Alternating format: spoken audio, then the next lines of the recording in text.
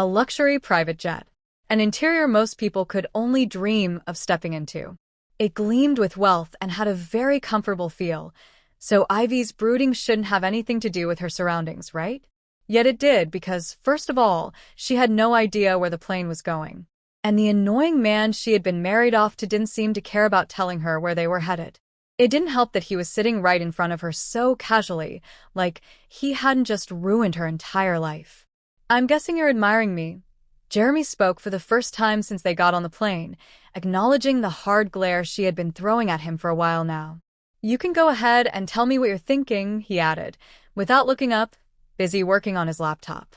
Ivy felt like jumping at him and squeezing the life out of him. How dare this obnoxious man? Her mind filled with ideas of how to smash his head in, but she chose to stay calm.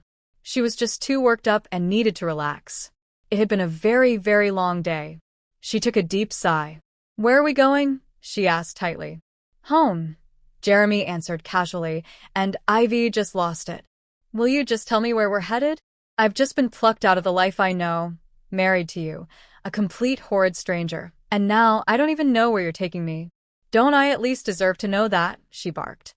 "Well, I was drugged and tied up by a stranger in the middle of the night. Guess how I felt," he replied, making Ivy blink rapidly. "As for where we're headed, you'll find out. I'm not going to tie you up in a room," he added with a smirk. "What exactly are you up to?" "I thought we had a deal."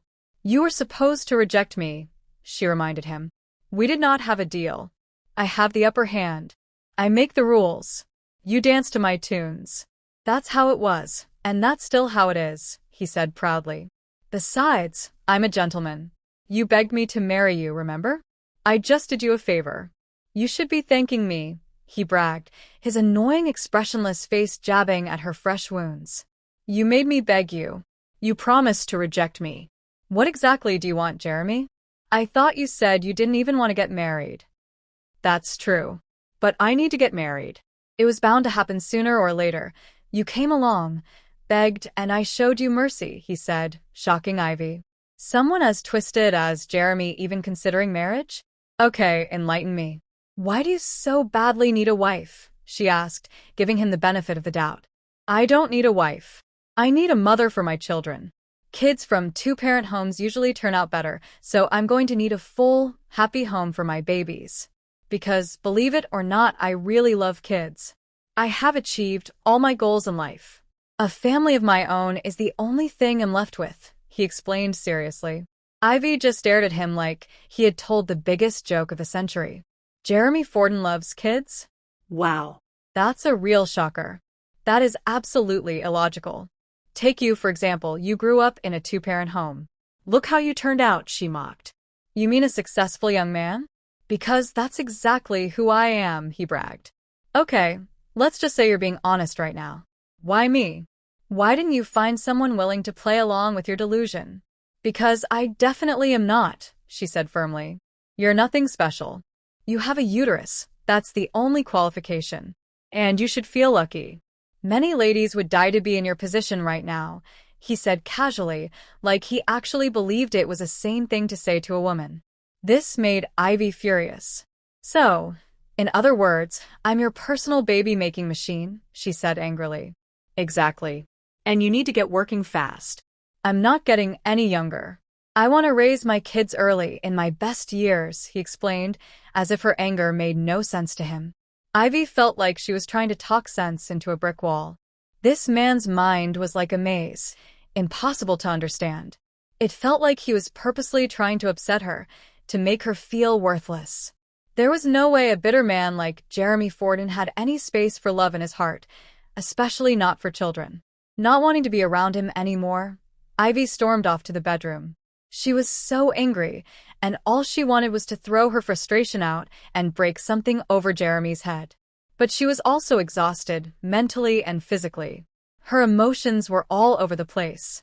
She had barely slept the night before because she was busy executing her plan to kidnap Jeremy. Dragging his heavy body across the floor had worn her out, and the events of the day had kept her on edge. She just wanted to rest and forget everything. Ivy woke up in a strange room, with a freezing breeze of wind. She slowly opened her eyes and realized she wasn't in a familiar place. Then, she remembered her reality. She had been married. She got up and looked through the window. That's when she saw something completely unexpected. There were no houses around. The house they were in was surrounded by plantations. Quickly, she stepped out to look for Jeremy. She called out to him loudly as she walked through the mansion, opening doors and peeking inside. She was about to open one specific door when she suddenly heard Jeremy's voice behind her, asking casually why she was looking for him. She turned and saw him. It looked like he had just been working out. The door he stepped out of led to a gym, something Ivy could clearly see. But that wasn't why she was looking for him. "What is this place? Where have you brought me?" she asked. "Your new home," Jeremy answered calmly. Ivy couldn't believe it. She expected him to say this was just a vacation home or something. "We aren't going to stay here, are we?" she asked, dreading the answer. "Well, considering I've stayed here for years and you're my wife, then yes, we're going to stay here," he replied with a proud smirk. Ivy was stunned. "You stay here? How come? Aren't you like a computer technology guy or something?" "This doesn't seem like the right place for that," she said, trying to understand. "You clearly know nothing about me," Jeremy said. "But since you're my wife and the future mother of my children, let me explain. I've lived here for years. I love it here. I work from home, so I barely ever leave. This place gives me the peace and quiet I need." He paused, then added with a taunting smile, "It's also a perfect place to raise a family." Ivy was speechless.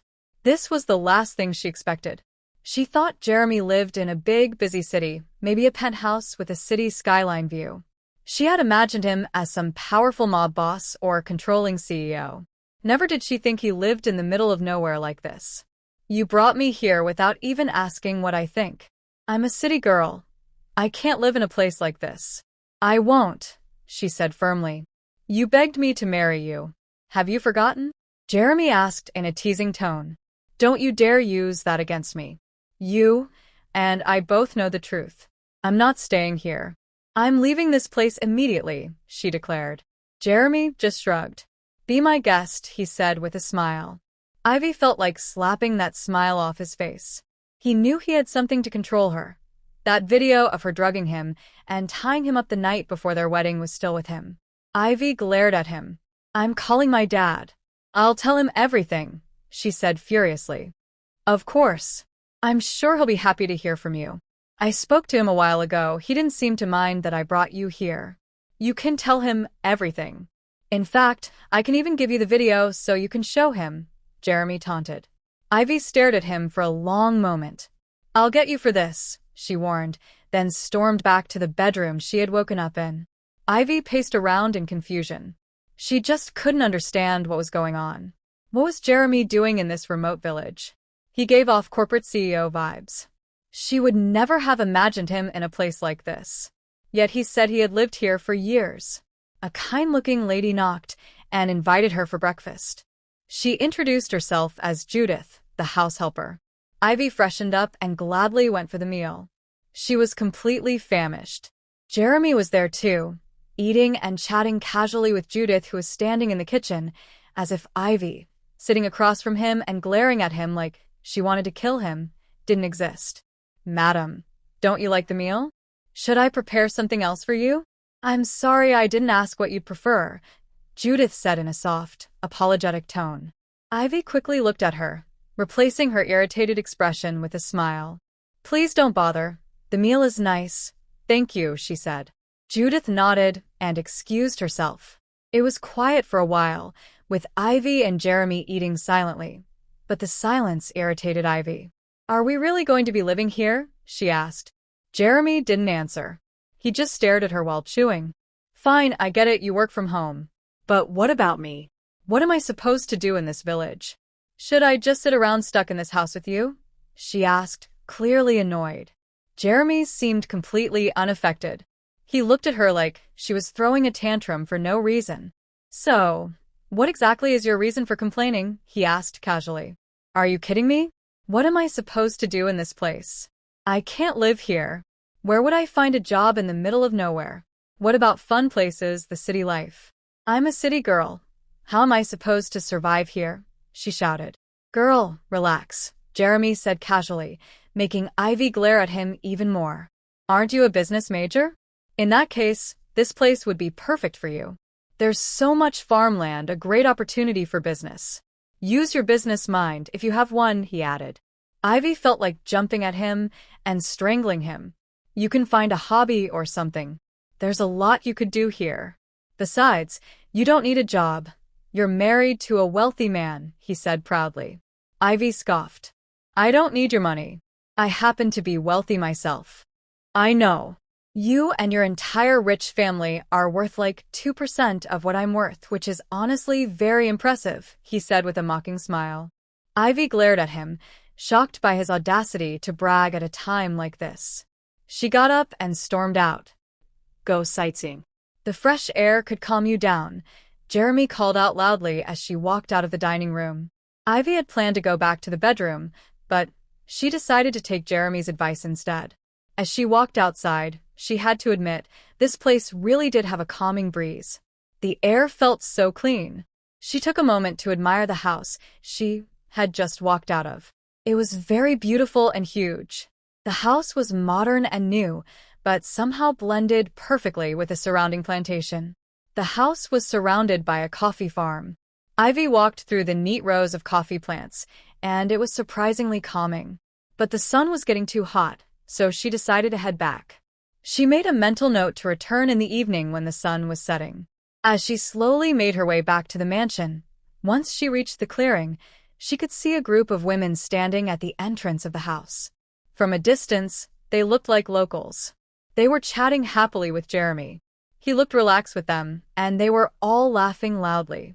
Ivy wondered what Jeremy could possibly be saying to make them laugh like that. They surrounded him like he was some kind of fun guy that women always wanted to be around. He didn't seem like that type to her at all, so it felt strange. She slowly walked towards the group. They didn't notice her until she got really close, then the lively mood instantly changed. The women turned to look at her, and the look in their eyes was easy to read. Ivy wasn't a fool. The look they gave her was cold. That fake smile that was too easy to recognize. It felt like she had interrupted something important. There she is, Jeremy said, gesturing for Ivy to come closer. She walked towards him, and he casually put his arm around her, pulling her close. Girls, this is Ivy, my wife, he said. And Ivy, these are my good friends from this humble village, he added, introducing each of them by name. Wow, so it's true. You really did get married, one of the girls said, trying to hide the pain in her voice. Why didn't you inform anyone in the village? We would have gladly danced at your wedding, another said. How could he tell us? I think Jeremy himself didn't even know he was going to get married. It was an arranged marriage by their families, another snapped, her irritated tone and expression impossible to hide. Ivy could see the jealousy dripping from her words and body language. She was clearly on edge. It looked like this crazy man she had married had some admirers. Not that it shocked her. She could admit, Jeremy was a very attractive man. But she wasn't about to compete with some village girls over him. Besides, it wasn't a lie. This was an arranged marriage. She gave a tight-lipped smile. Excuse me. Nice to meet you all, but it was a long wedding night, and I need to rest my aching body, she said before walking straight into the house. Everyone outside remained completely silent. Even Jeremy just raised a brow, very impressed, but not surprised at all. If Ivy wasn't a bold and daring woman, this whole marriage would have turned out differently. The ladies awkwardly said their goodbyes, promising to come back next time. Actually, everyone in the village knew Jeremy's working hours, so they usually avoided disturbing him when he was busy. But when the women heard the news that Jeremy had returned, and not alone, they just had to come and see for themselves. And they didn't like what they saw. Jeremy walked back inside and was greeted by Ivy's taunting voice. She came to stand right in front of him. Seems like you have a bunch of admirers at your fingertips, she said scornfully. Jeremy nodded. I do. Are you jealous? He asked. Ivy rolled her eyes. I'm not jealous. I'm just confused. Since there are so many women here after you, desperate to carry your seed. Why did you choose to ruin my life instead? Why didn't you just pick one of them? She asked, looking straight into his eyes. Jeremy stared at her for a while and then smirked. Well, you're right. I could have easily chosen one of them. But that's the problem. As you saw, it's not just one of them. Those were only a few out of thousands. I'm kind of a big deal in this community, he said with a sigh. If I were to pick one of the girls here, or even from the surrounding villages, it would create a lot of division among the people. I love these people so much. They're like family. I wouldn't want to cause division among them. So I had to bring in someone from a completely different background. Someone who doesn't know the culture here. A stranger, just like I was when I first came here. That way, they can all adjust to her equally. That's where you come in, darling, he said, smiling as he playfully pinched her chin. Ivy tried to slap his hand away, but he dodged quickly. Seems like they don't like me at all, she muttered. Of course they don't. You married their dream man. What did you expect? He replied, walking off proudly and leaving Ivy fuming behind. She was baffled by how obsessed this man was with himself. Such a crazy person. Ivy knew she had to find a way to leave this place. There was no way she could stay here. Yes, the house was beautiful and quiet. She could actually see herself enjoying it here, but the problem was the company. How could she live stuck with Jeremy? She had nowhere to go, didn't even know where she was. No friends, no family, just annoying Jeremy. Ivy decided to figure out a way to leave first thing tomorrow. Maybe if she left, Jeremy would rethink his plan to stay. He worked remotely anyway, so he could live anywhere. It didn't matter where. She avoided Jeremy for the rest of the day, which was easy since he stayed in his studio the whole time. The next morning, she was woken up by a warm kiss on her forehead. It was strange, but the voice that followed made her open her eyes and sit up quickly. Good morning, he greeted in his deep, manly voice, smiling like it was completely normal to be in her bedroom. What the heck are you doing here? She snapped, glaring at Jeremy. Breakfast in bed. I made this for you, he said, gesturing toward the tray of food he had brought. Ivy looked around like she had lost her mind. Maybe she was still dreaming, because what kind of twisted joke was this? Weren't they arguing just yesterday? And now he was bringing breakfast in bed? What exactly are you up to? Let me guess, you want to pamper me, make me like you, so I'll give in and get pregnant for you, she spat. Something like that. But your wording is wrong. I'm not trying to make you like me. I'm trying to make you fall in love with me. And yes, I'm doing all this so you'll carry my child, he admitted. What can I say? I'm a gentleman, he added proudly with a shrug. Ivy's mouth hung open at his boldness. He had no shame at all. This man seriously overestimated himself. You're crazy if you think your fake charm is going to work on me, especially after you just admitted it. Jeremy smiled. Oh, it will work. I'm an open man. I lay out the facts. Fair play. It won't be long before I'm all you think about. You'll fall in love with me, even knowing this is my plan, he said so casually, like he could see the future. Well, I have news for you, mister. Your weak charm won't even get the chance to work on me, because I'm leaving today. In fact, I'm packing my things and getting out of here, she affirms. That's a great plan, but we are so far from any transport means. It'll be a long journey. It's a good thing I prepared breakfast early. Eat first. It's the first meal your lovely husband has ever made for you. At least show some respect for my efforts, he said with a smile as he gently handed her the tray of food. While you eat, you can watch a nice comedy show to relax. There's one I really enjoy. It's very good, he said, placing the TV remote on the bed next to her. Ivy stared at the food. She had to admit, it looked delicious, and she was curious to know whether he was a good cook or not. So thoughtful of you. Now get out of my bedroom. I have things to do, she spat. Yes, about that. I don't think this is a proper arrangement for a couple that's trying to have kids. You and I should be sharing a bedroom, he said boldly. Ivy gave him a threatening glare, not knowing what else to say. Hadn't she just made it clear that she was leaving today? Why was he still talking like they had a future together? Once Jeremy finally left the room, Ivy sat properly on the bed and took a sip of the aromatic ginger tea. It was really good. She nodded in approval. After a few bites of breakfast, she was impressed.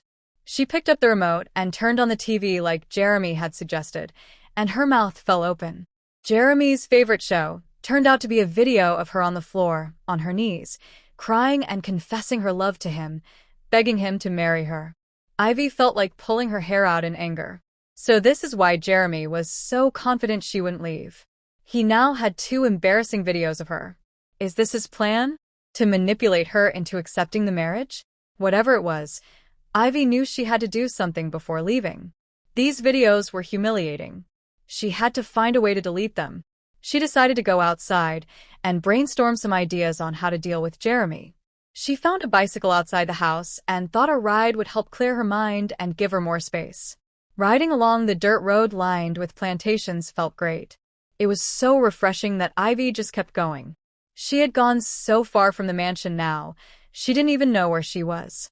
She passed a few houses and some locals who stared at her strangely. She didn't mind. She was new here, and in small communities like this, everyone knows everyone, so it's easy to spot a stranger. Ivy kept riding until she was exhausted. She stopped to rest under a large tree, breathing like she had just run a marathon. She was already dreading the long ride back to the house. What had she even been thinking coming this far?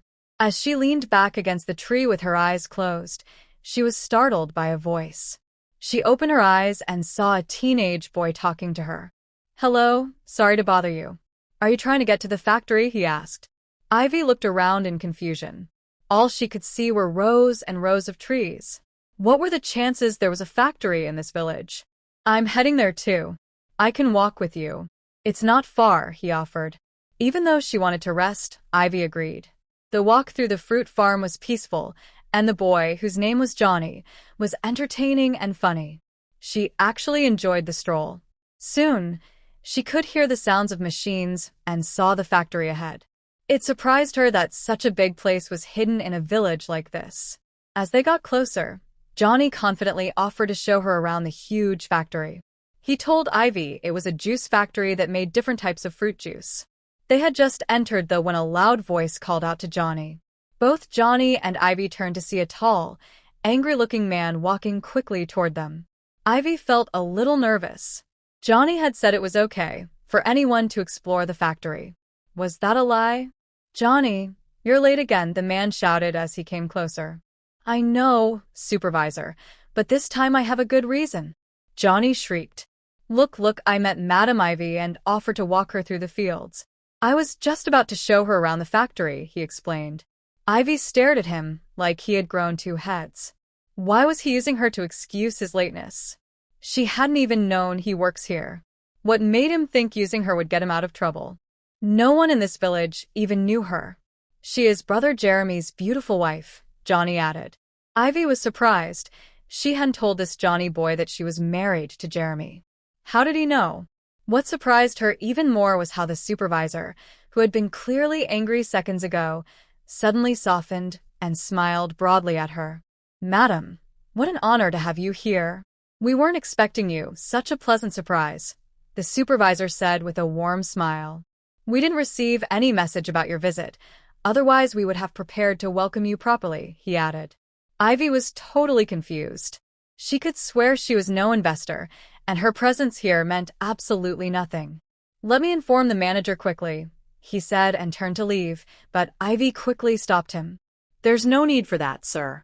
I just came here because Johnny offered to show me around, no big deal," she said, laughing nervously.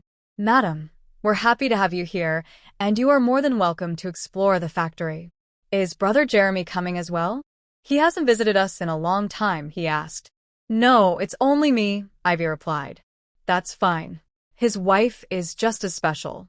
I'll get the manager to walk you around, he'll be more than glad," the supervisor insisted, then sent Johnny off to catch up with his duties. Despite Ivy's objections, the supervisor did get the factory manager to come meet her. The middle-aged man was very happy, and Ivy was welcomed like an important guest. The older man personally walked Ivy through the entire workings of the company. They moved from sector to sector. All the employees were staring curiously. Some looked genuinely happy, while others didn't seem that cheerful. The men and older women were more welcoming. Johnny had become a mini celebrity, telling everyone about her. Ivy noticed that at every sector, the manager never missed a chance to introduce her as Brother Jeremy's wife, and it got people's attention every single time. She later found out why. It turns out Jeremy practically built the whole factory and gifted it to the community. Your husband is really a generous man. He has restored people's hope in humanity in this village. Look at everyone working here. We all have jobs because of him. Local fruit farmers now have a market for their produce, and we are one of the largest fruit juice producers in the country, the manager said as he walked with Ivy through the factory. He could make so much money from this place, yet he chooses not to take even a penny from the profits. This whole community runs on the money from this factory. We have free education, free healthcare, and we even produce our own electricity. Around here, your husband is our government. The only difference is, he doesn't ask for anything in return for all he has done. We shall forever be grateful that he chose our region. Ivy was very shocked by this information. She didn't expect it at all. Jeremy actually did this? It's almost noon. Would you like to keep exploring? I heard you rode here on a bicycle. I can arrange for a car to take you back once you're ready if you'd like, the manager offered. Ivy loved the sound of that. Thank you so much. I'd like to explore a little more on my own if you don't mind, she said, and the manager excused her. Ivy walked around on her own. She had now headed outside to the other side of the factory, planning to return to the green orchards where some workers were actively picking fruits. There, she met a group of girls, and she recognized some of them as the ones who had visited Jeremy the day before. Hello, she greeted them politely. Wow, I thought you'd still be resting. Seems like you weren't that tired, one said, with the same fake smile from yesterday. It must be nice to just get married to a hard-working man and instantly become a boss, another added. Ivy just smiled. Now more than ever, she understood exactly where these ladies were coming from. If Jeremy had really done all that she had just learned about, it was no secret that he was a celebrity around here, and it was understandable that every woman wanted to be with him. She totally got it, but she wasn't going to let them take it all out on her. So, she excused herself and walked away. Although many of the women she had met earlier were really nice, she didn't want to create any rifts between them and the ones who disliked her now. Johnny later caught up with her and apologized for using her to get out of trouble. He then invited her to join him and his crew, and she gladly accepted. Johnny was working with some other men at the warehouse. They were all so nice and welcoming. Ivy had a great time watching them do their work. Soon it was time for them to get off work.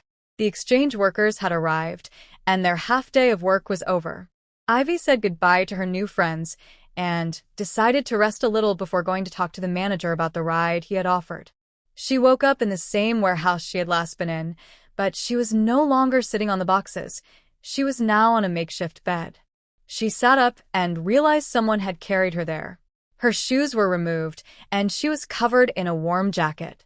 She looked around in a daze and spotted him, Jeremy. He was talking to the workers. She couldn't recognize the new ones since the ones she knew had already left. Jeremy saw her and walked towards her. "You're up," he said, stating the obvious. "You must be hungry. I brought lunch," he added as he helped her up and led her to the workers' lounge in the warehouse. "How did you find me?" Ivy asked. "It's a small community," Jeremy answered as he handed her one of the meal containers he brought, keeping the other for himself. "Thank you," Ivy said. Jeremy looked at her with a smirk. "Seems like you're starting to realize that you married right," he teased. Ivy rolled her eyes. He just had to ruin her mood, didn't he? They started having lunch together after that. "So, out of all the sectors in this factory, you chose to fall asleep in the one filled with men," Jeremy pointed out. Ivy nodded. "Yes. I enjoyed watching their muscles flex as they lifted the heavy boxes," she replied with a playful smile.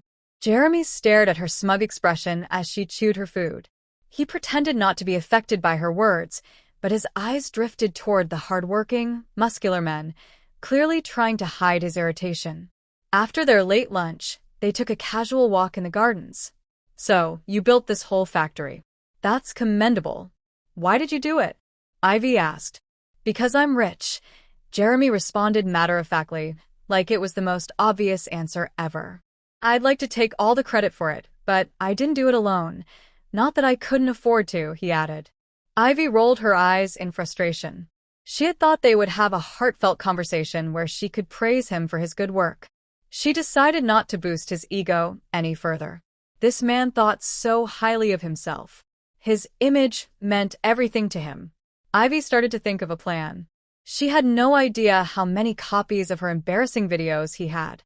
The best thing to do would be to record him doing something embarrassing too.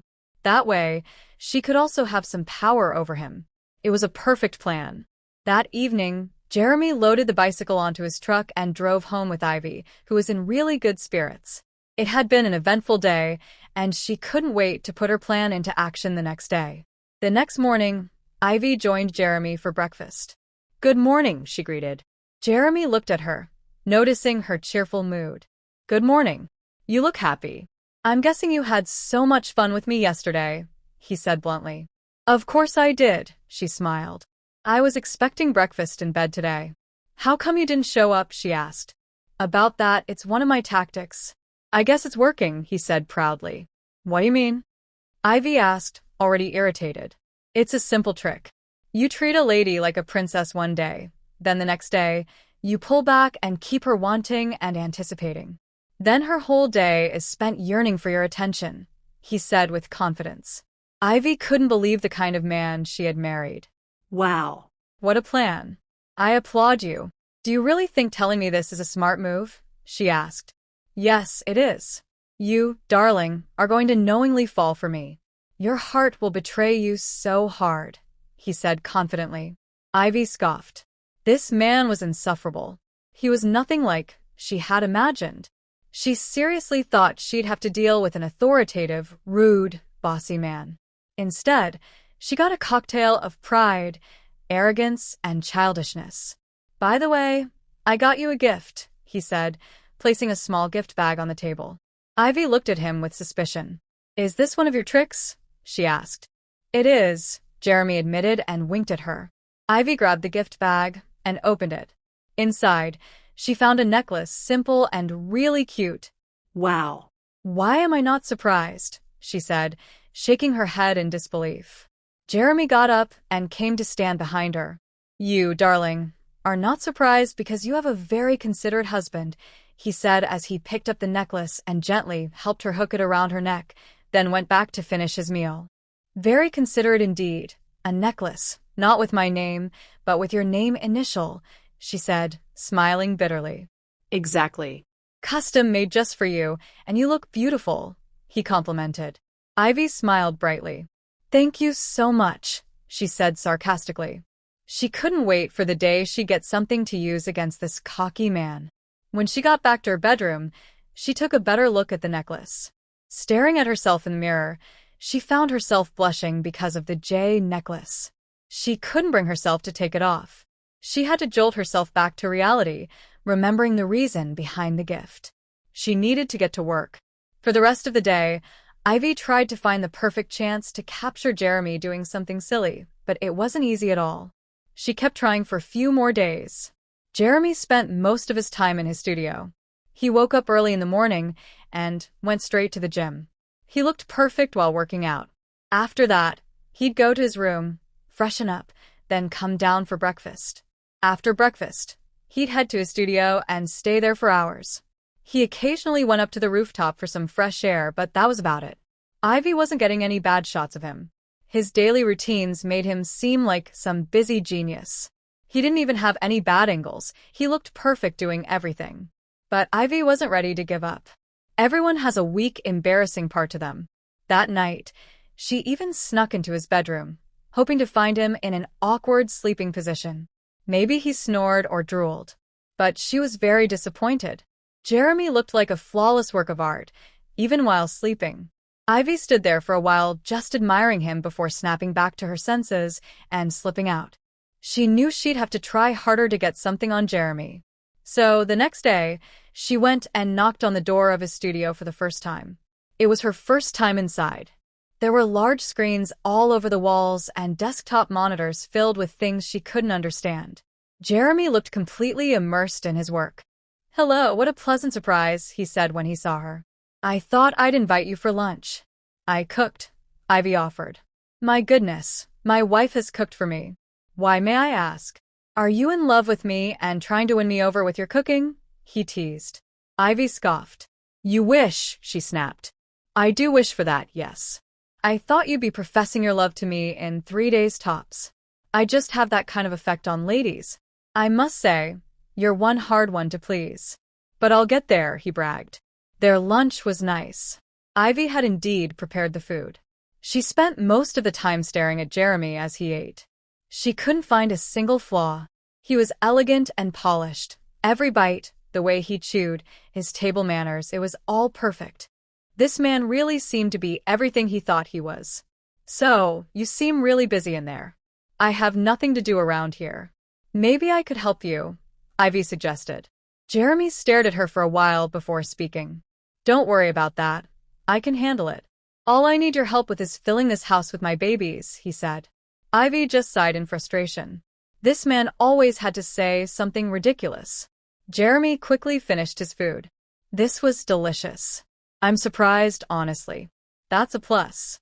I had no idea you could cook. I married you for other reasons, he added. And what reasons are those? Ivy asked. Jeremy just stared at her, his eyes lingering on her chest a little longer in a suggestive way before winking at her. He was gone before Ivy could say anything. She couldn't believe how bold and shameless Jeremy was. He wasn't even trying to hide his intentions. Jeremy returned a few seconds later and handed her a tablet. What's this for? Ivy asked. Well, I've noticed you stalking me lately, which I totally understand, since I'm so wonderfully made and irresistible. And since I like you so much, I decided to help you. Now you can admire me better. There are so many photos of me here from over the years. Go through them and thank God for giving you a husband like me, he said before confidently walking off. Ivy didn't even care that she'd been caught stalking. She was actually glad he'd given her the photos. Maybe she could find something useful to use against him in there. For hours, she immersed herself in viewing the photos and some videos of Jeremy. It seemed like he had started taking them when he had just arrived in this community. He was so young back then. He had so many memories here, so many pictures with the people. Ivy recognized some of the men and women she'd seen at the factory. There were many photos of him with the people at different projects, including the building of the very house they were in. Ivy couldn't recognize the other projects apart from the house and the factory, but she could tell that Jeremy had achieved a lot in this community. There were also many pictures of him with children. They looked so happy to be around him. It was a strange sight for Ivy. She did remember Jeremy saying he loved kids. Maybe he wasn't joking after all. That night, Jeremy came to her bedroom just as she was about to sleep. I brought some snacks and an offer. To watch a movie together, he said. Ivy stared at him and sighed. I feel like I'll regret asking this, but why? Aren't you tired from all the screen time you spend working? I'm used to it by now. Besides, I heard watching movies with a woman makes them feel special, and it helps win them over, he admitted. Ivy just looked at him in defeat. She couldn't understand this man. Sure, why not? Let's watch a movie, she said. That's how the two ended up in her bed, with Jeremy pulling Ivy closer, holding her in his arms. What are you doing? She asked. It's a horror movie. I'm just being a protective husband. You can cling to me whenever you feel scared, he said with a smirk. So thoughtful of you. I'm flattered, Ivy said sarcastically, but she didn't try to move out of his arms. The next morning, she woke up in Jeremy's warm embrace. She could see his arm wrapped around her, and she didn't want to move at all. Looking closely at his wrist, she spotted a bracelet with her name on it. Ivy. She couldn't help but blush. She was lost in thought for a while before snapping back to reality. Maybe this was just another one of Jeremy's tricks. He probably wore the bracelet on purpose to confuse her. Good morning, she heard his husky voice right next to her ear and she froze. It's really comfortable being in my arms, right? I bet you're wishing it would never end, he teased, completely ruining the moment. Ivy started fighting his hold, telling him to get out of her room. She could feel the rumble of his chest as he chuckled. Her weak protests didn't move him at all. That morning, Ivy had planned to go with Judith to the local farmer's market. While she waited for Judith, who still had chores to finish, Ivy joined the coffee pickers who had come by that day. Judith's husband was in charge of the coffee farm, so he easily allowed her to join in for a while. Meanwhile, Jeremy was up on the rooftop, scrolling through his phone. He was carefully going through pictures of Ivy, numerous photos he had managed to get. Since he'd once had full access to her computer, he had taken the chance to dig through her photos. He got a call from his brother. Normally, he wouldn't bother answering, but he was in a good mood. "Jeremy, how are you doing?" his younger brother greeted. "I'm doing just fine," Jeremy replied. Knowing Jeremy wasn't into small talk, his brother got straight to the point. "Jeremy, I just wanted to thank you. I know you had no plans of getting married, but you did it for the family, especially for me, and I'm really grateful. I just wanted to apologize for messing up your routine life like this." Jeremy listened quietly as he walked to the rooftop railing. His eyes were on Ivy, who was moving around in the coffee fields with a basket. "You have nothing to apologize for. In fact, I should thank you for choosing a different vixen. Because this specific one is definitely mine," he said in a serious tone. His brother was silent for a while, shocked. He didn't understand what that meant. They had all been surprised when Jeremy agreed to marry Ivy after she begged him. They hadn't expected it at all. The man had even run away from his own wedding once. They didn't think he'd show up at Ivy's home to explain things to their parents. Yet he did, and even asked the whole family to come too. It was strange. Normally, only he and the parents needed to be there, but Jeremy insisted that everyone attend. "Jeremy, what do you mean? You don't mind that you got married to Ivy against your will?" his brother asked carefully, trying not to upset him. Jeremy chuckled, his eyes still on Ivy. "Think back to that day. Did it really look like I was being forced to do anything?" he asked. His brother started putting the pieces together. The wedding had basically been cancelled, yet out of nowhere, a full marital legalization happened, at Jeremy's command. "You like her, don't you?" his brother asked. Jeremy answered honestly. "I do. I like her very much," he said, still staring at Ivy with so much interest. "My goodness, how? When? As far as I know, you weren't happy about this arrangement right up to the wedding day," his brother points out. "I know, but things changed in one night. I saw a side of her that really impressed me," Jeremy answers. "What do you like about Ivy?" "It's no secret that she's beautiful, but you've always been surrounded by pretty girls," his brother says. "Well, there's a lot. Let's just say I've had a boring, ordinary life, and she's the kind of crazy I need," he says with a smile as he watches Ivy closely. Even from afar, he could read every emotion on her face. Judith eventually finished her morning chores, and she and Ivy headed to the market. They arrived quite quickly. Ivy realized the market wasn't that far. She'd just ridden her bike in the opposite direction last time. As they walked, they chatted along the way. Somewhere near the market, Ivy saw a beautiful playground in a park. It was mostly empty, but she could imagine many kids having fun there. "This place is beautiful. I never thought I'd see a park like this in this village," she said, admiring the place. "Well, you can thank your husband for that. This is one of his contributions to the people here, especially the children. It's only empty now because most of the kids are at school. You should come here on weekend evenings. It'll be filled with children having fun," Judith explains. Ivy was amazed. "So, you said this is one of his contributions. Are there other things he's done?" she asks. "Brother Jeremy has done so much for this community. He came here as a teenager, but he already had connections with many influential people. He wrote projects for us and got us many donations. Thanks to him, we got our first real school in the community, the biggest school in the region. All our children go there. He also helped build a school for adults where illiterates like us can learn useful skills. Of course, he also helped start the factory that has brought so much value to this village. We used to have just one safe water point in the whole village, and everyone relied on streams that were seasonal. Now we have many wells and boreholes. Health care is free, education is free, and electricity is free. Down here, Brother Jeremy is like our government," Judith explains with admiration in her voice. Ivy could hardly believe it. It was so hard to picture someone like Jeremy doing all of that. So many people have moved to the village because of all the improvements. All this change came from one young man, and he doesn't even brag about it. He stays humble, Judith adds. Ivy didn't know what to say. Come to think of it, the self-righteous man hadn't bragged about any of this to her, which was surprising, since all he usually does is talk about his own glory. They soon reached the market and bought the few things they needed. There wasn't much to buy since most of the food they ate at home was grown in the backyard. Ivy walked around with Judith. The market was busy, mostly filled with farm produce.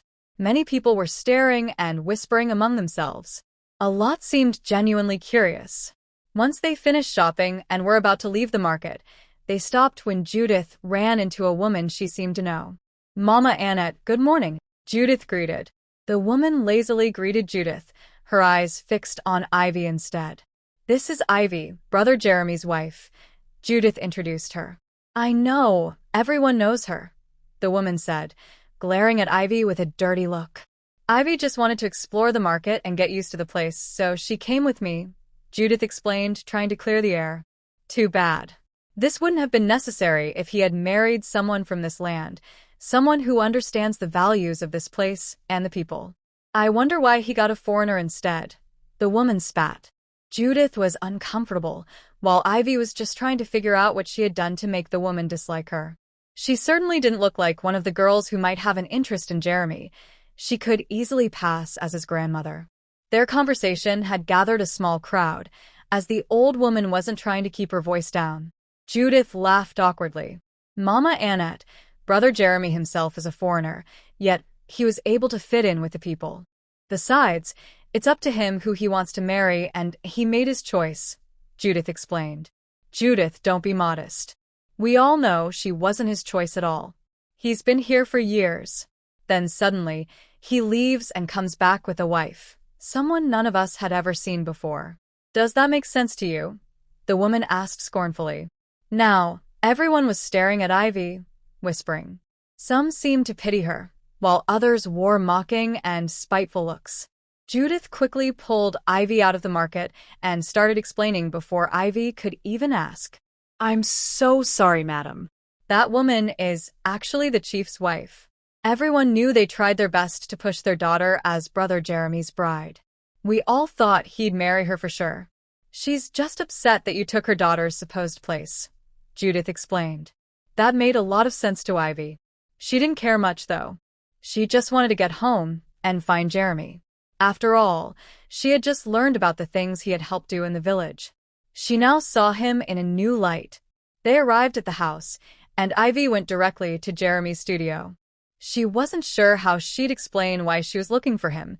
She just wanted to see him. She knocked, but there was no response for a while, so she opened the door. Jeremy wasn't inside. She checked his bedroom, but he wasn't there either. Just as she was about to head up to the rooftop, she heard some strange noises coming from a room. She followed the sounds and found the room. It was the same one Jeremy had stopped her from entering the first day she woke up in the house. Ivy stood outside for a moment, trying to make sense of the sounds, but couldn't figure it out. So, she slowly cracked open the door and had to do a double take because she couldn't believe what she was seeing. She couldn't. Her mouth dropped open in shock. Never in her life could she have imagined a scene like this. The room was decorated like a girly pink playroom, filled with so many toys, teddy bears, dolls, playhouses, and all the girly things. And there, in the middle of a tea party with 3 guests, 2 cute little girls and Jeremy, he was talking with them like they were old friends in a fancy restaurant. The giant man, who seemed so out of place, was so immersed in the act that he was holding one of the tiny cups, smaller than his pinky finger. The girls looked so happy, and Jeremy was so involved. When he finally noticed Ivy, who was still standing there, shocked, his eyes landed on her. Then he noticed the phone in her hand and suddenly became alert. "Did you take a picture?" he asks. Ivy was confused for a moment, but then she suddenly realized what he meant. This was it, the compromising shot of Jeremy that she had been trying so hard to capture. Yet, she was so mesmerized that she hadn't taken it. Jeremy didn't know that, though, so she decided to play along. "Delete it," he instructs, getting up as he sets his little teacup down. Ivy smirks mischievously before dashing out. She could hear Jeremy calling out to her, but she didn't care. Jeremy tried to run after her. He could have easily caught her, but he knew it would be rude to run out on his little friends who had hosted him so well. Later that day, Ivy snuck back into that playroom. She had found out that the two girls were actually Judith's daughters. They usually stayed home with their father, but since Judith's husband was out working in the coffee fields today, she had to bring them to work. This wasn't the first time she had come with them. In fact, when the girls were still too little to be left home with only their dad, Judith would bring them along. To make things easier for her, Jeremy had transformed the room into their nursery and playroom. Judith said he loved the girls very much and had volunteered to take care of them several times over the years. Jeremy walked into Ivy's bedroom that night just as she was about to fall asleep. "Are you here to look for my phone?" Ivy asked in a cheery tone. "Not really, I just came to watch you sleep," he said, sitting down. "That's creepy," Ivy complained. "I know, but I learned it from you," he said, referring to the time Ivy had snuck into his room a few nights back. Ivy didn't know what to say.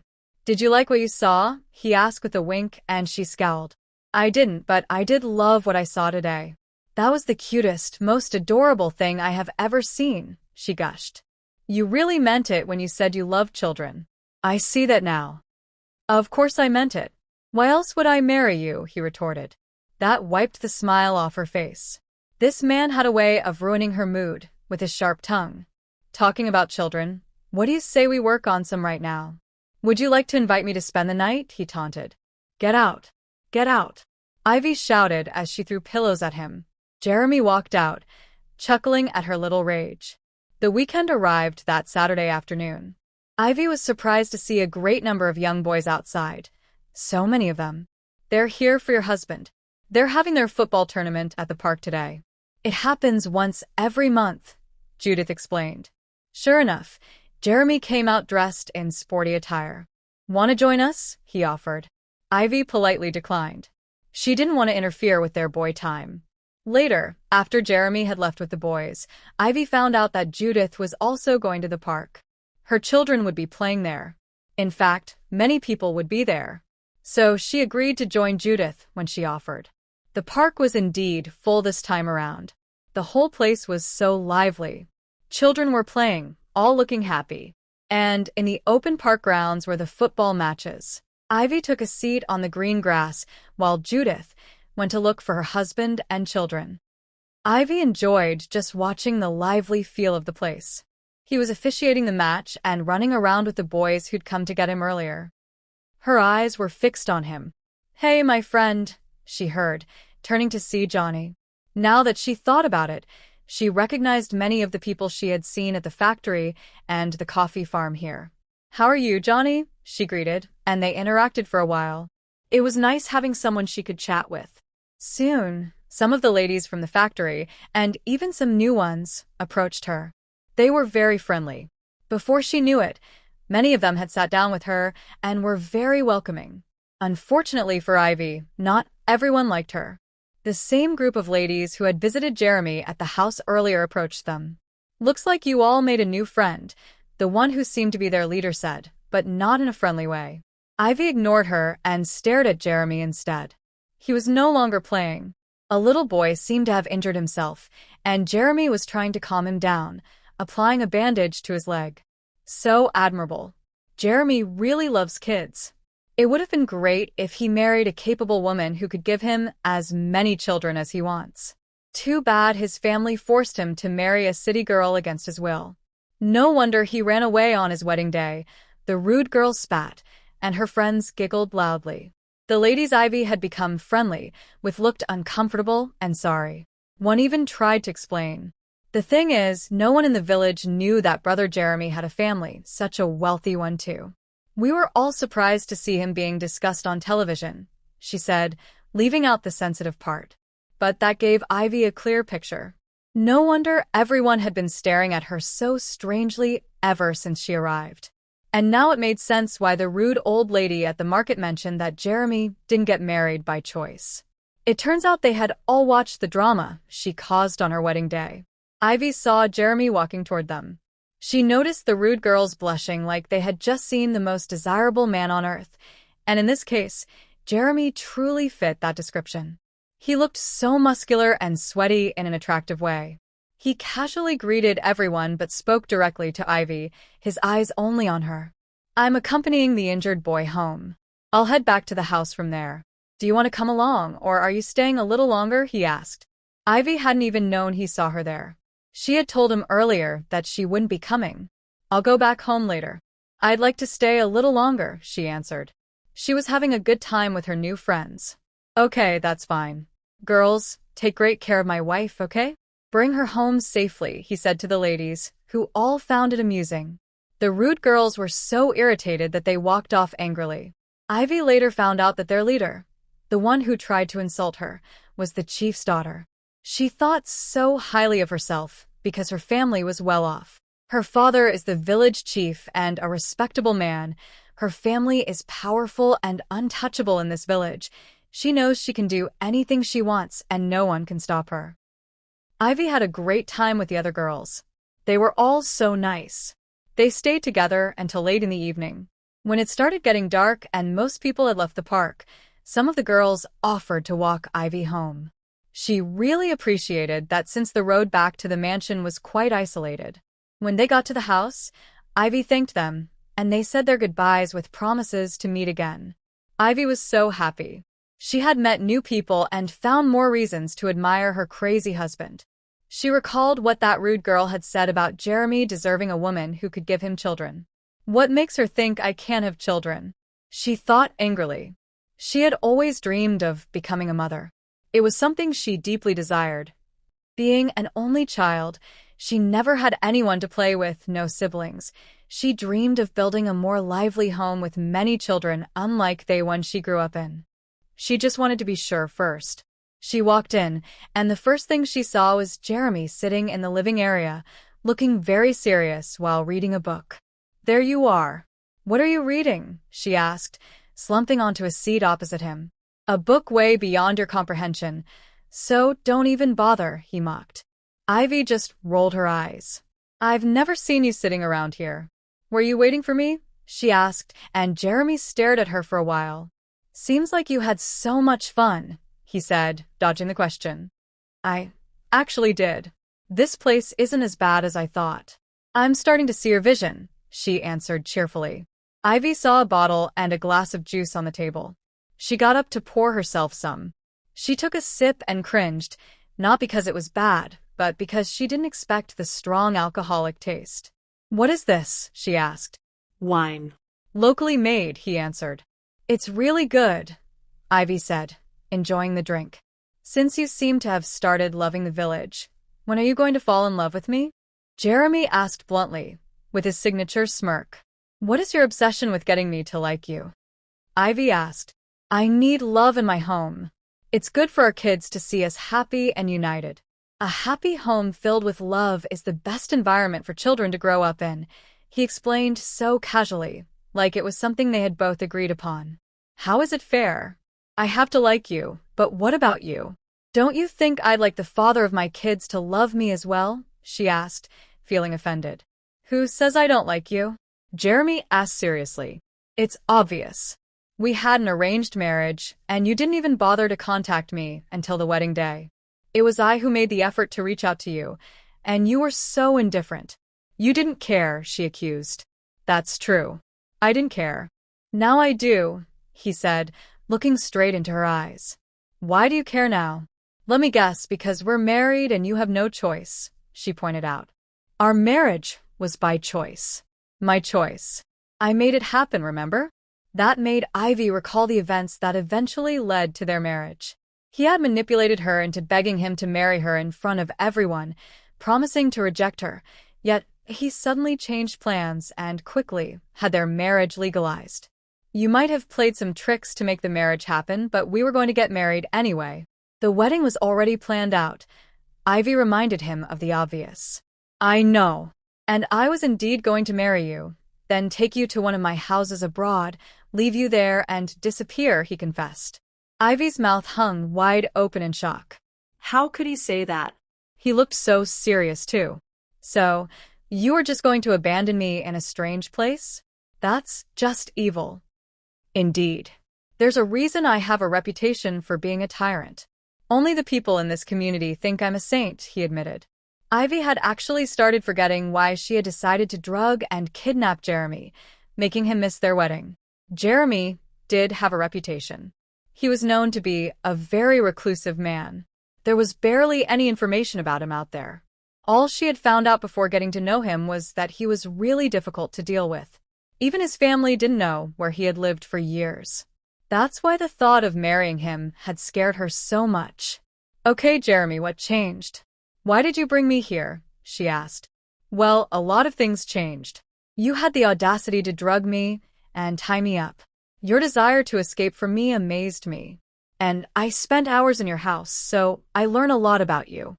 You're very beautiful, daring, and crazy. You're simple and down-to-earth, fun-loving and hardworking," he said, looking at her so intensely. Ivy was a blushing mess. "And despite your current act of defiance, I know you love kids too. You've always wanted to have your own children. I saw all the pictures and videos of you volunteering in orphanages and camps in remote places. And most importantly, you're smart, which is rather shocking since you can also be really stupid. I saw your credentials. I need a smart woman to mother my children. Let's just say you ticked most of my boxes," he explained. That wiped off the blush that had formed on Ivy's face. He just had to ruin that sweet confusion with his untimely, stupid remarks. "Does it only have to be about kids for you?" she grumbled. No. "It's about family, and you play a main part in it, darling," he smirked. "So you went through my things without my permission and basically stalked me," Ivy accused. "You drugged me and tied me up in your house. I had to understand the mind of the criminal in order to outsmart her, which was quite easy, by the way. I was torn between how to make you pay in the most painful way possible and obsessing over you. Luckily for you, I decided to make you mine. Otherwise, things would have gone completely the opposite way, and I guarantee you would have begged for death once I was done with you. Not even your family could have saved you," he pointed out in a deadly tone that sent shivers down Ivy's back. She decided to change the topic immediately. "So, what I've gotten from all of this is that you like me?" she asked, trying to confirm. "I do. Very much, actually," Jeremy admitted without hesitation. Ivy got a confident smile upon hearing this. "Well, this isn't really pleasant for me to admit, but I actually do like you a little as well." Jeremy nodded. "I'll take that. Yes, and you're right. I do want to be a mother, but I'm in no rush. You can change my mind, though," she said mischievously. Jeremy stared at her for a while, wondering what this crazy girl was up to. "How, if I may ask?" he asked. Ivy leaned back on the couch, sitting bossily. It was time to have some fun with this. "Beg me," she smirked. "Go down on your knees and beg me to give myself to you, Jeremy. Either that or nothing, no matter how long you wait," she declared confidently. This man had made her beg for his love in front of so many people. It was time she bit back. "Remember, I have a video of you having a tea party with 4-year-olds while discussing Barbie dolls. So don't you dare think of manipulating me with the videos you have against me," she warned. Jeremy stared at Ivy's attempt to manipulate him. What did this little wife of his even take him for? He had long hacked into her phone and knew she had nothing against him. But he found it cute that she was at least trying. So daring and childish. He decided to let her enjoy her little moment of tyranny. "Well, you don't have to answer right now. As I said, I'm in no rush. Think about it, okay?" Ivy said, and got up. But suddenly she felt dizzy. She fell forward, and Jeremy, who had been watching her keenly, caught her before she hit the floor. "Ivy, what's wrong? Are you okay?" he asked frantically upon seeing her condition. In just seconds, Ivy's entire body was burning hot, and she was struggling to breathe. What did you put in the drink? "Is this your way of getting back at me?" she asked breathlessly, accusing him. "What do you mean? I didn't put anything in it." "It was a gift," Jeremy answered. "Who gave it to you?" she asked desperately. "Annette brought it over this evening." "I didn't drink it," he said, trying to understand the situation. Hearing that name freaked Ivy out. Wasn't that the girl who had thrown provocative words at her in the park earlier? Her mother had done the same at the market too. Ivy's eyes started to tear up. "My goodness, I'm going to die. That girl hates me. She obviously poisoned the drink." She wants to get me out of the way in order to have you, she cried. Hey, relax. It's not poison. You're not dying. Don't say that. Jeremy corrected her urgently. Are you defending her? Ivy cried out, her whole body burning up now. No, I'm not. That drink was meant for me. I think I know what's in it, Jeremy said, recalling how Annette had suddenly paid him a visit just as he got home and freshened up. She kept insisting that he share a drink with her. Jeremy had rejected her obvious advances and sent her away, no matter how persistent she was. It now made sense why she had desperately wanted him to drink the alcohol. Ivy suddenly grabbed Jeremy, her eyes now hazy, and she started making a move on him, begging him to touch her. The desires in her were all so heightened. She really fought hard with him. It wasn't easy to handle or resist her at all. It took every bit of restraint in him. He called the doctor and ordered him to rush over as fast as possible. Ivy was in serious pain, and he was losing his mind. Luckily, the doctor arrived very quickly. Good thing she hadn't consumed too much of the spiked drink. The doctor examined her and gave her some relaxants. Jeremy stayed beside her throughout the night. He could barely sleep. Ivy woke up the next day to find herself in a strange room she quickly recognized as Jeremy's. She recalled a few things from the previous night and felt like digging a hole to bury herself out of embarrassment. The aphrodisiac she consumed had made her run mad, and she seriously wished she could forget that night entirely. She really had no idea how she'd ever face Jeremy again. Ivy snuck out of the room, making sure there was no sign of Jeremy anywhere. She was really hungry, so she went to the kitchen to find something to eat. Hopefully, Judith was there. You're finally awake. I was so worried, Judith said when she saw Ivy. She tried to go inform Jeremy, but Ivy stopped her. That was the last thing she wanted. Judith served her breakfast, and as she was eating, she randomly looked outside through the window and saw a figure standing there. Judith, who's that? She asked. Judith looked around before answering, like she was about to spill a secret. It's Annette, the village chief's daughter, she answered. Ivy's alarm bells immediately went off. What is she doing here? She asked. Well, I heard she was forced out of her father's house in the middle of the night and brought here. She's been standing there since last night, and she isn't allowed to even bend over. Brother Jeremy's orders, Judith whispered. Ivy was shocked. Jeremy couldn't be that cruel, right? The nights were so cold and dark. How could someone just stand outside like that? Why would Jeremy do that? She asked. Well, I don't know. But rumors are that Annette hurt his wife, you, and she has to stand there until she does everything possible to earn your forgiveness. That's why I was so scared to find you bedridden this morning. I thought she must have hurt you horribly. I'm just glad you're fine, Judith said with sympathy. Ivy hadn't yet recovered from her shock. Once she did, she asked Judith to go and call Annette in immediately.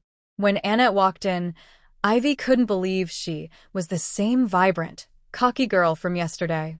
She looked so haggard, weak, and tired. Her face was swollen, her eyes red from all the crying. Her legs gave out, and she just slumped on the floor, begging Ivy to forgive her. Ivy felt sorry for her, but what she did was so wrong. The drink wasn't meant for her. It was meant for Jeremy. She couldn't just question his way of handling the situation. Who knows what would have happened if her plan had worked? She'd probably have claimed her spot as a second wife by now. She could even have gotten pregnant for Jeremy. Hey, you don't have to apologize to me. I'm not angry at all. In fact, I'd like to thank you. The drink worked perfectly and my husband and I had a blast, Ivy bragged. Annette, not believing her, just cried harder. Please, you need to forgive me. I'm begging you. I was wrong. Please explain it to your husband. I'm really scared. Please talk to him for me, she begged, her whole body shaking with her sobs. Ivy could literally see the fear dripping off Annette. She wondered what Jeremy could have done to scare her this much. Weren't they friends just a while ago? Feeling sorry for the girl, she reassured her that she would tell Jeremy she had forgiven her. She even offered her some water and food, but Annette was eager to rush off, her weak legs trembling. Ivy was about to head to her bedroom when she stopped in her tracks. Jeremy was leaning against the wall. He seemed to have been watching her. Are you okay? He asked. Ivy slowly nodded. He looked at her closely, his eyes scanning her from head to toe. Then the serious look on his face turned into a humorous one.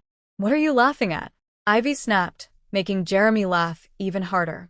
"Come on, you have to admit it's funny, right? You were ordering me to beg for your body, yet you spent the whole night begging for mine," he laughed. Despite not wanting to laugh, Ivy found herself cracking up too. She had to admit, karma had worked on her in the most ridiculous way possible. Days ago, she had spiked a bottle of wine and laid it out as a trap, one that Jeremy fell for. And last night, she had become the victim of a trap meant for him. "Tell me, are you strong enough, or do you need more time to rest?" he asked. "I'm just fine. Why do you ask?" Ivy replied. "Can you climb a hill?" he asked again. That day, Jeremy drove Ivy to the village hill. They parked the truck at the foot of the hill and started the climb. Ivy gave out barely halfway through, and Jeremy had to help her to the top. The view from up there was breathtaking. She could see the whole village, greenery, and buildings. She could even see their house and Judith's too.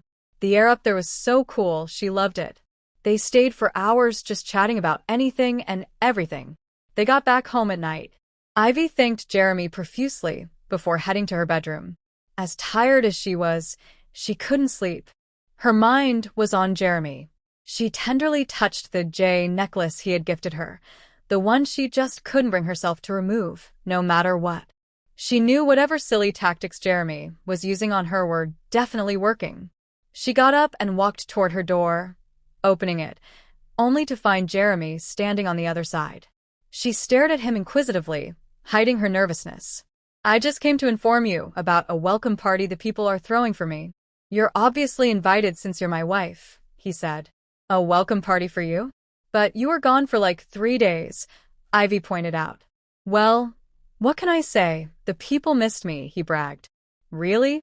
That's funny, because Judith told me the party was to welcome me, your wife, into the community," Ivy challenged. "Well, she lied to you," Jeremy replied, not backing down. "I see. Is that all you wanted to say?" Ivy asked as she moved to close the door. "Weren't you headed somewhere? I had barely arrived at your door when you opened it. Did you sense my presence?" "I heard people develop such senses when they fall in love," he said, taunting her. "I was going to get some water," Ivy said, running out of ideas, her mind suddenly blank. "You have a dispenser in your room," Jeremy pointed out. No more words were exchanged, just intense stares. Both of them stood there, locked in each other's eyes. They both knew what they wanted. The eyes couldn't lie. Everything played out in sync after this. It was a long-awaited night of passion. Neither of them wanted it to end. In the morning, Ivy woke up in Jeremy's arms. She could tell he was awake. Jeremy tried to say something, but Ivy stopped him immediately. "Jeremy, do not say anything. Don't you dare ruin the mood," she warned in her sleepy voice. She had just had the best night of her life. Her body was aching, and not only from climbing a whole hill yesterday. She just wanted to rest and enjoy this feeling. Jeremy didn't say anything. They just went back to sleep. That evening, they went to the park together. That's where the little gathering had been organized. It was indeed to celebrate brother Jeremy's wife. It was a blast. People danced, told old stories, enjoyed local delicacies, and took part in many fun activities. Ivy made even more friends. She also found out that the truth about their wedding day had spread among the locals. Some of the girls asked for story time about why she didn't want to marry Jeremy and had tied him up to avoid the wedding. They just couldn't believe there was a lady who wouldn't want to marry a man like him. That night, after they came back from the party, Ivy asked Jeremy about it. She knew only he could have told the story. "Why did you tell everyone that I kidnapped you to avoid the wedding?" she asked. That story didn't really paint Jeremy in a good light. Why would he willingly share it? "Because I can't have them thinking that I abandoned a beautiful bride like you at the altar," he said, hugging her close. Ivy just laughed, holding him tightly. "So, I'm guessing you're crazy about me now," he teased. Yes, I am," Ivy admitted. "That's perfect. I took longer than I expected, but it's still a good turnout," he bragged. "So, Mrs. Forden, you do realize you went from drugging me to avoid getting married to falling in love with me in less than 2 weeks, right?" he teased. Well, you aren't any better. I drugged you and kidnapped you, yet you were obsessing over me in less than a day, just from seeing a few pictures of me, she accused. You do have a point, Jeremy admitted. About that, I think having babies can wait for a while. I want to have you all to myself for some time, he said, raining kisses on her. Wow, I'm surprised. So how long do you want me all to yourself, mister? She asked. Jeremy sighed. About 2 months, 6 months at most, he answered. Ivy rolled her eyes. She should have known better. Sounds like years, she said ironically. Tell me, how many children do you want? Jeremy thought for a while. That depends on you. You're the one who'll be carrying them. My role is just to put them in. But just know, it's nothing less than 4, he said seriously. Wonderful. How much of a choice I have, Ivy scoffed. Jeremy just chuckled. You know what? Choose any place you want, anywhere in the world. Just say the word, and we'll be there, he offered. Ivy just stared at him lovingly. I'll take you up on that offer one day, that's for sure. But for now, I'm just fine here, she answered. Well, after that, life was like a fairy tale. She couldn't ask for anything better. She loved it here, and every day with Jeremy was a whole roller coaster ride, but she was in for it, and she loved it. And yes, the obvious happened. Jeremy did get his babies over the years. He is the best father ever, like he was just meant to be a dad. He was probably the most supportive father in the world. And even though being a father was his ultimate dream, he never stopped being a husband, a great one at that. It was a full, beautiful family just like he had envisioned.